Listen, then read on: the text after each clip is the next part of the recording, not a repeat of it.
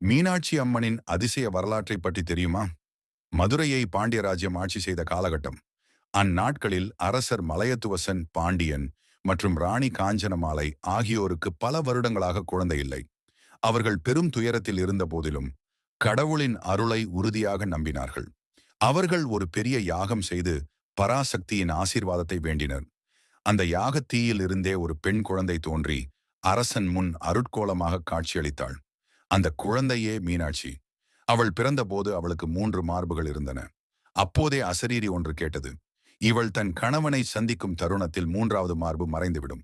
இவ்வாறு கூறப்பட்டது. அவள் வளர்ந்த பின் போர்க்கலை, தந்திரம், ஞானம் அனைத்திலும் சிறந்து விளங்கினாள். உலகம் முழுவதையும் வென்றாள். இறுதியாக கைலாயம் சென்றபோது சிவனை கண்டாள். அந்த கணமே அவளின் 3வது மார்பு மறைந்தது. அவளே பார்வதி தேவி என்பதும் வெளிப்பட்டது. அதன்பின் மீனாட்சி சுந்தரேஸ்வரர் திருமணம் மிகச்சிறந்த தெய்வீக திருமணமாக நடந்தது. அவர்கள் இருவரும் மதுரையில் அருள் புரிந்து வருகிறார்கள். இன்று வரை மீனாட்சி அம்மன் கோவில் உலக புகழ் பெற்றதாக விளங்குகிறது.